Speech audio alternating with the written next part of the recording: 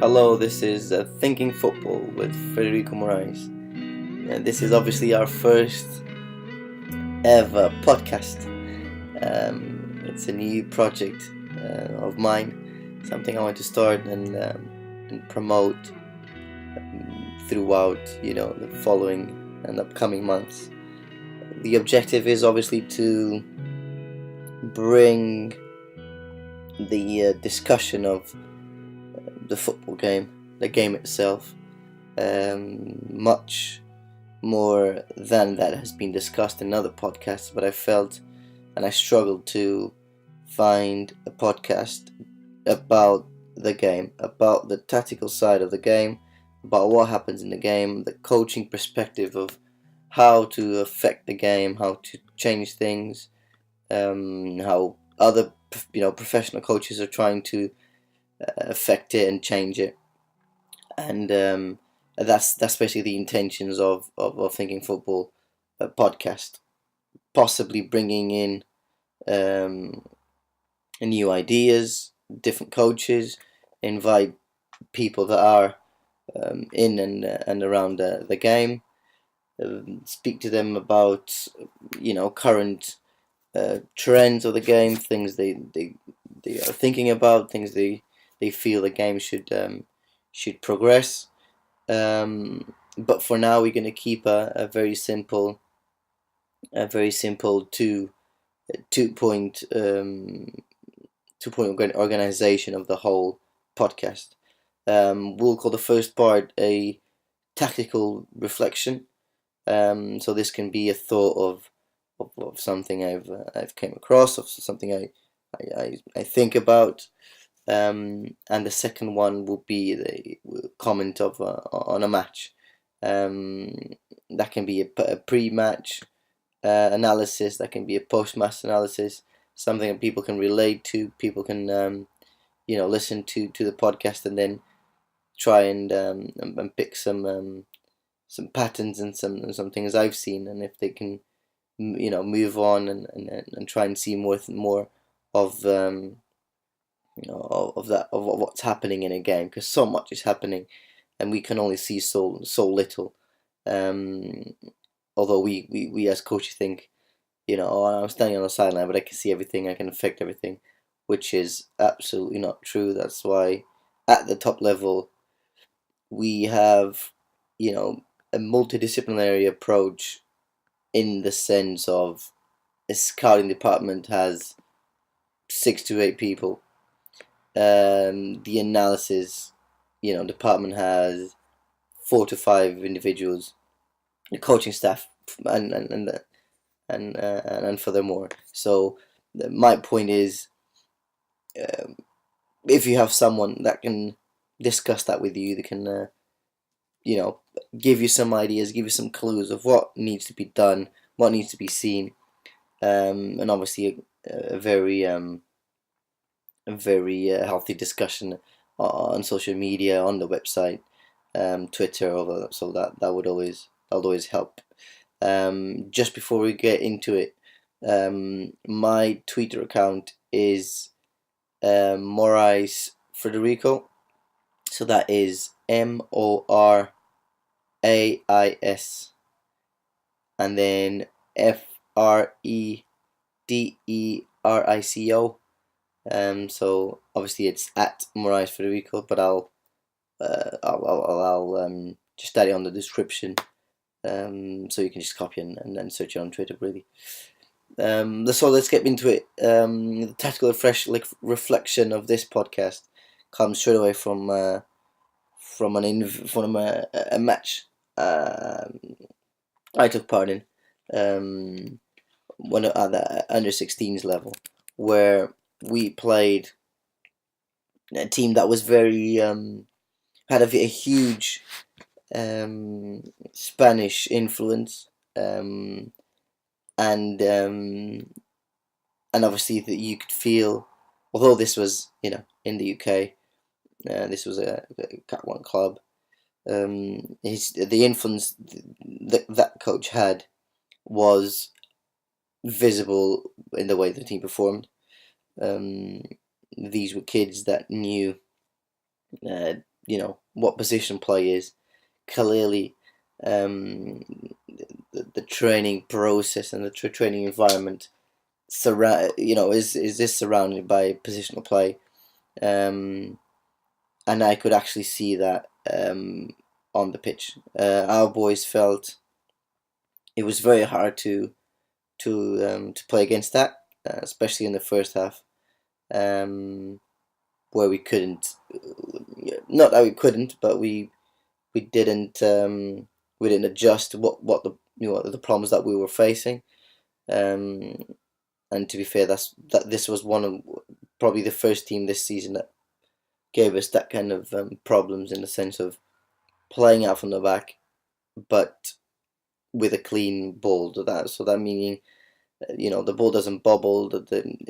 Regardless of the pressure you put on, um, it seemed that they could always get out of it. But obviously that was just because the pressure wasn't applied well enough. Um, but my reflection comes to the way you play against those teams. So if you're playing against a team that is hugely successful in possession, they can visit different parts of the pitch. They can do whatever they want in possession. You you have one choice. You can spend a whole match thinking about the defensive process, so thinking when you're in defensive organization, and prevent the opponent from scoring, which can happen. We've seen, even at the top level, so many teams do that successfully, with no kind of objective of scoring, just not conceding, um, and they've been successful. But then again, it's a huge risk. It's a huge risk in the sense, if you do concede, then the player's mindset is not the right one, because if you prepare the whole week, or the 3 or 4 days before the game, for that defensive side of the game, but you don't focus on what we're going to do in possession, or what we're going to do when we go into offensive transition, then we're in trouble. And I think, and I've been saying that and thinking that the best way to play teams like Barcelona, like Spain, national side, is to actually give them their own poison. So that means having the ball, having the courage to nick the ball away from them and play it, just for the sake of, you're not dominating the game, you're not in control of the game, we are. Or we also have that intention of dominating. Um, and some people think, some coaches think, just because I have possession, or I've just spent 1 or 2 minutes trying to regain possession, I just won it, I need to go straight away forwards. I need to go forwards, 1-2 passes, this counter attack. But the issue is, and although it does seem to make sense in a theoretical side of it, the thing is, it doesn't, because you've been running, you've been trying to search for the ball, trying to find the ball, and you finally did. But by that time, you've already ran a lot. You've emotionally, mentally, and physically, obviously, you're because there's no duality in that kind of mind and body. Um, you are tired. You are momentarily out of the right mindset to go, let's attack. Um, so that's the time where you need to take the ball out of pressure, take it somewhere else. Let's start again. Let's keep it for a little bit. Now the issue is how teams defend. Do we defend like Van Gaal tried to do against Arsenal last week? Do we actually follow players? Are we that good defensively that we can follow players and we're gonna get there before they do? Because man marking is outdated in my point of view, especially man marking the whole pitch. It doesn't make any sense anymore. But he tried, and we've seen Atletico Bilbao do that under Marcelo Bielsa. Um, but but the intention was to prevent players from receiving the ball. But then again, it got to a point, and trying to get uh, trying to find points in common between that game between Arsenal and not Arsenal, sorry, between Liverpool and Man United. Um, where he tried, the back forward were coming off shape really to follow players and to prevent them from receiving the ball. The issue will be when we recover possession. Are we in a position, or are we in a shape to play?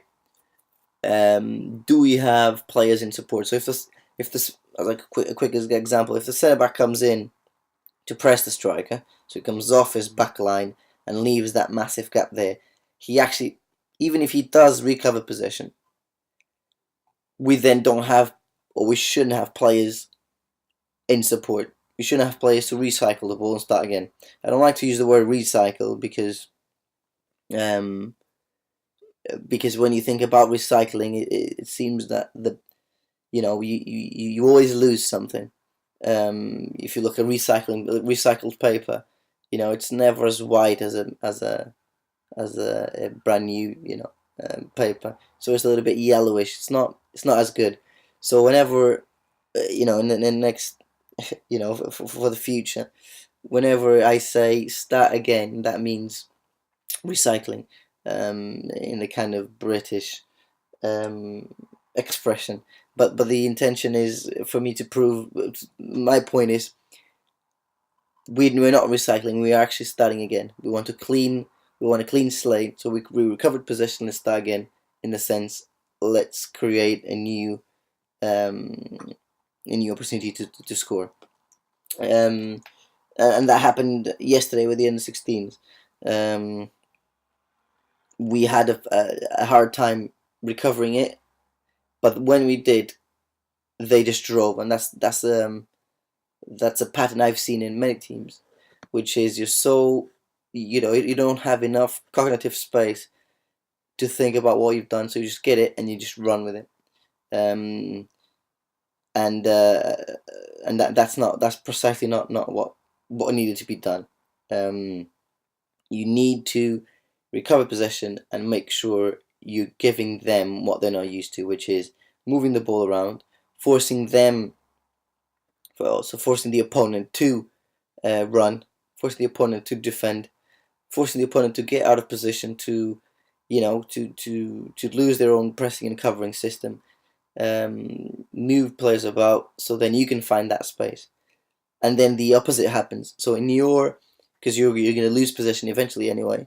So when you lose possession, their players are off shape. Their players recover possession and they don't have the same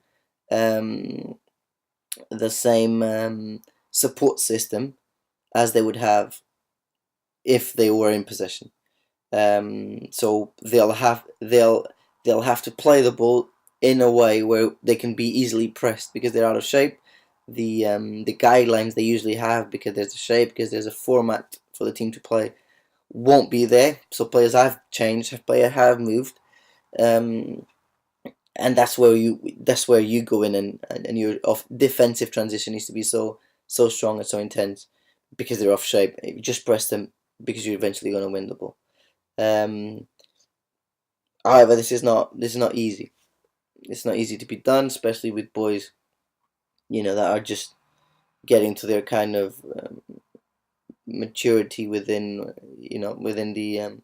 the academy phase and the academy process. Boys that are now getting scholarships and making that step into a new step, a new phase in their careers. On that note, on to the obviously this is something for you to comment on. What do you think? Do you think do you think players are actually physically and mentally able to recover the ball and just counter attack, just dribble it, especially when teams are very good now on in possession, having that balance, having that awareness that we're going to lose the ball eventually. We need to make sure we're in a shape. Even when we're in possession, we need to be in a shape that if we lose possession, we're here. We're here to press. We're here to cover. It's all good. Don't worry if we lose possession because we're in a shape to recover. Um, and that'll be interesting to see Arsenal and Barcelona and see what they try to do. But we'll move on to that on the next point. On the comment of the match, obviously there's Bayern Munich and Juventus this evening in Germany, and a Barcelona Arsenal at the Camp Nou in Barcelona. Obviously Bayern Munich and Juventus drew 2-2 in the first leg away at Juventus. A game that was what we expected, to be fair, in the sense of you expected Bayern to score. You know how powerful they are in possession, how aggressive their defensive transition is, and you knew they would score. It was a shock that they scored twice before Juventus even did anything. But then again, there was a pattern, as we just discussed. There was a pattern between the first half and the second half. They felt like they needed to adapt, and the second half they actually did. But they were a bit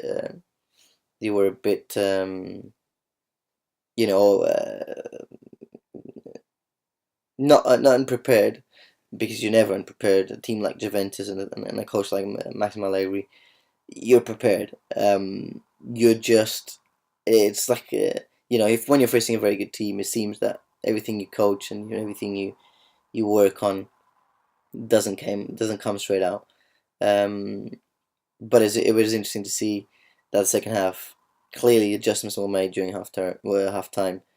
More of a mental and more of a motivational approach, because when they came back from the second half, Juventus just had the ball more than they had in the first half, and that's when they punished Bayern Munich. So with a 2-2 score, they don't need to necessarily score a lot of goals. They only need to score one, because if they score, they have the away advantage, so they'll be through. The Ribéry has been coming back. He played.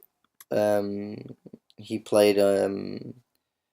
started on Sunday, I think it was, against Werder Bremen. He played a whole match, played 90 minutes, so he should be nice and fresh for today's encounter. Obviously, he is different from anyone else. Douglas Costa and Robin played wing in Torino, but I'd imagine Ribéry to start this game, especially because apparently Robin has had some issues in terms of injuries. I'd expect the same. I'd expect people now are saying the WM and the formation where their left back and right back. So Philippe Lam and Bernat on the first leg. Well, let's see what happens today. But those two playing in the middle, coming in the middle, coming in central areas to receive the ball. So to play as a centre mid, and obviously Müller pulls up and plays as a 2, with Lewandowski up front, giving Thiago and Vidal that kind of midfield role of creating and finding passes, with Robin and Douglas, or Robin and Ribery, or Douglas and Ribery, the wings occupied by those two players. Um, and it's a very interesting dynamic. It's a very interesting way of seeing that not all fullbacks need to overlap. They can also underlap. And Bayern Munich have changed in that way. Not just because the way they attack, but also because of the way they defend. Especially because those two players, so left back and right back, are already in a position where they don't need to make a huge run back. They are actually already there where they usually lose possession. So if the winger has the ball, there is a great chance of losing the ball because we have the sideline as an opponent, really, because you can only go, if you receive the ball that way, you can only go three ways, which is forwards, into the middle, or backwards. It's not a 360 option, so you're limited in terms of options. You're limited, and interesting to see that they are in a support position. They're giving support to the ball, but at the same time they are ready to make that invading run and penetrate that back line of the opponent. Um, they nearly scored on one of the first few minutes. I think it was the 30 minute or second minute of the game in Torino, with that dynamic, with that little pattern. Um, but it'll be interesting to see what happens now. How will Juventus adapt to that movement? Will Khedira be in? Will Marcuse won't be in tonight? Who will play as centre mid? Khedira and Pogba. Will Pogba be given those defensive? We don't know. Hernandez should be the one coming in. He came on. For Marquisio during the first leg. Or possibly Sturaro. Let's see. Let's see what Allegri does. But obviously with very offensive players like Cuadrado, like Pogba, who played left back, who play left wing, not really left wing, but left centre mid. But he kept central areas, giving Evra that kind of runs. It'll be interesting to see if they go three at the back, for example. That can also be an option, leaving Evra and Lichtsteiner as wing backs, and then having three players in the middle and possibly two up front.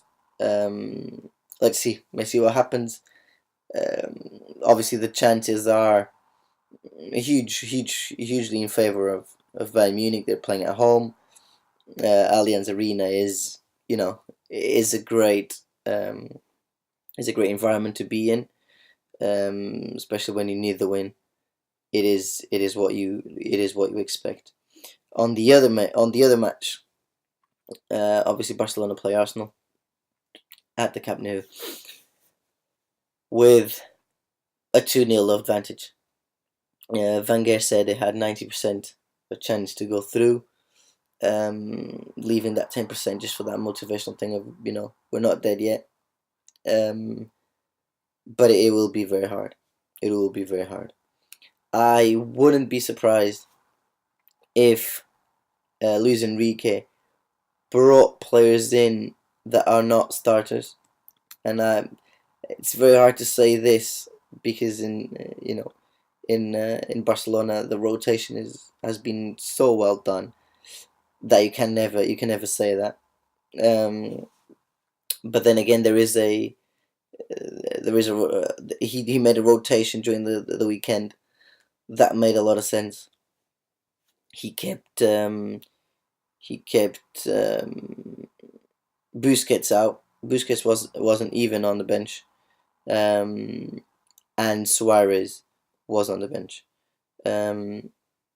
This means that probably Busquets and Rakitic should come in, because Sergio Roberto played. Turan played. Obviously, Turan has that Champions League limitation. So does Alex Vidal. So um,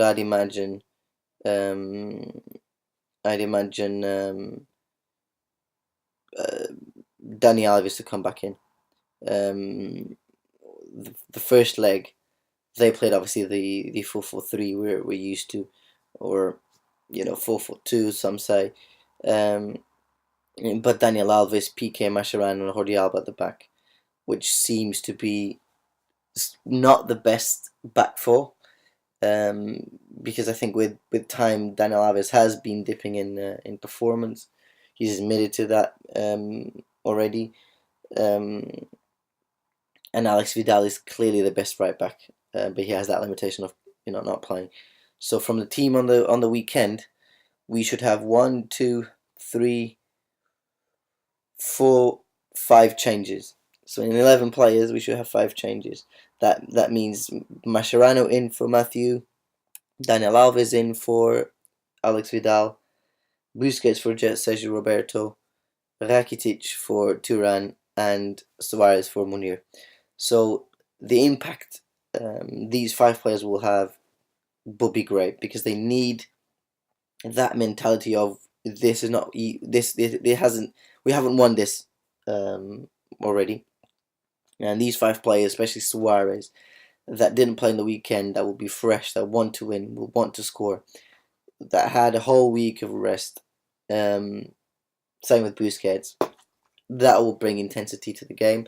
That will bring will. And coaches sometimes commit that mistake. Taking risks is hard, and they usually play the best 11.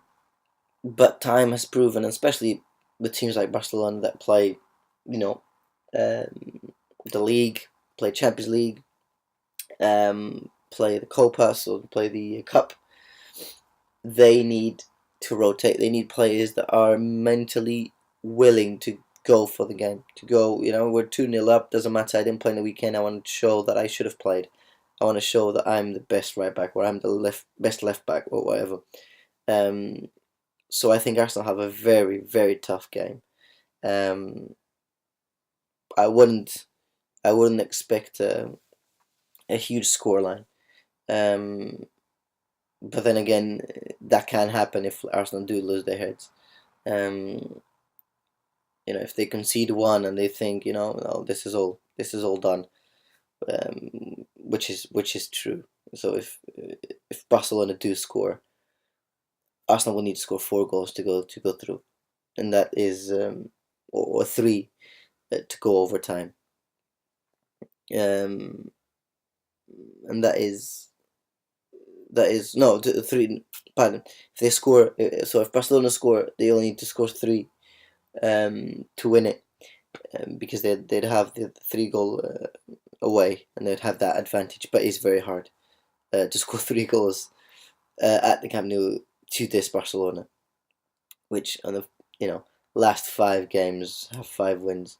Camp Nou will be packed. This is a very hard game for Arsenal. On that note, I think Arsenal have nothing to lose, and in that sense, it'll be a great test to see what Arsenal do. Will they want possession? Will they have possession?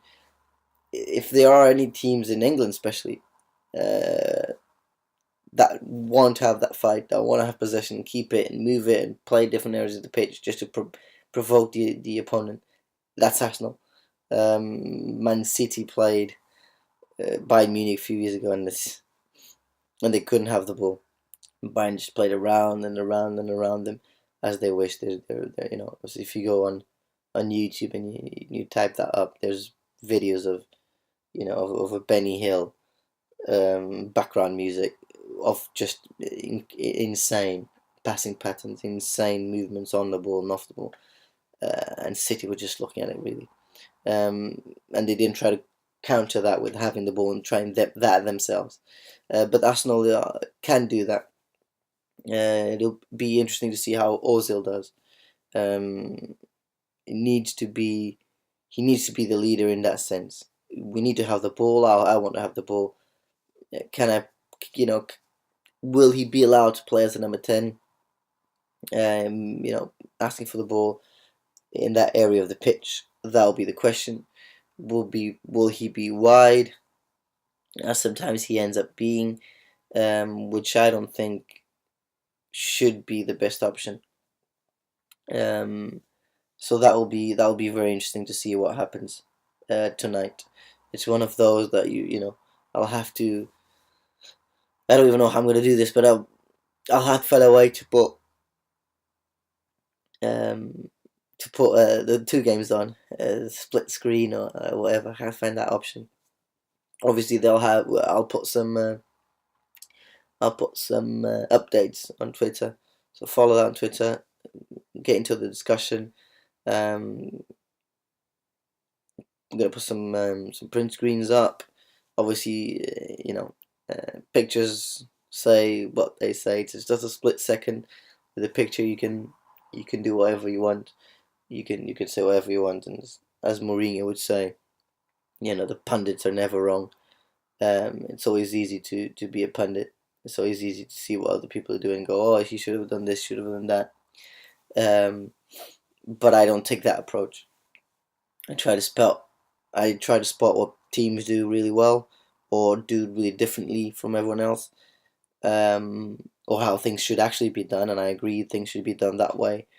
So I then try to prove that point by taking a picture of a top level example, or in a very rare occasion, but that can happen and has happened in the past. The opposite of this is an incredible mistake, even at the top, especially at the top level, and that has been captured in a split second. But that's it. That's just to promote discussion, promote thinking about it, and hopefully we keep rotating that kind of thought and kind of input of Barcelona and Bayern Munich, Arsenal and Juventus. Interesting times, exciting times. Champions League is now getting to the end. It'll be interesting to see who goes through. My bets, and this is obviously a great fan kind of proposition. But my bet will be obviously Bayern Munich, because they're at home, because they need to win, because they want to win, and Barcelona because they're ready to go for the game. The mentality that Luis Enrique brought to the team is madness, is winning at all costs, in the sense of we're Barcelona, we need to win. Every game is is a moment for them to win. They have 5 players coming in from the weekend. That's more than 50% of the team. They'll be sharp, they'll be intense, they'll want to score. And it'll be a very, very, very hard game for Arsenal. So I'd put my 2 cents on those 2 teams. I hope you enjoyed it. Obviously, tell us your thoughts. See what we progress from here, what we do from here. Football is a very interesting sport to be discussed, to be reflected on. I hope this helped. You think about when you play a team that is so comfortable in possession, what is the best way to play against that? Is it to give them their own poison and keep the ball and have the ball and force them to go? You know what? We also need to press. We also need to work hard and force them to get tired, in that sense of you're used to having the ball, but now in this game we're going to take it away from you. Or if you actually think the best option is just to counter-attack and be lucky, get lucky, score 1 and then see what happens from there. Or if you don't score, how frustrated will your players be, because they'll have the ball for 15 seconds, 20 seconds, and it keeps breaking down.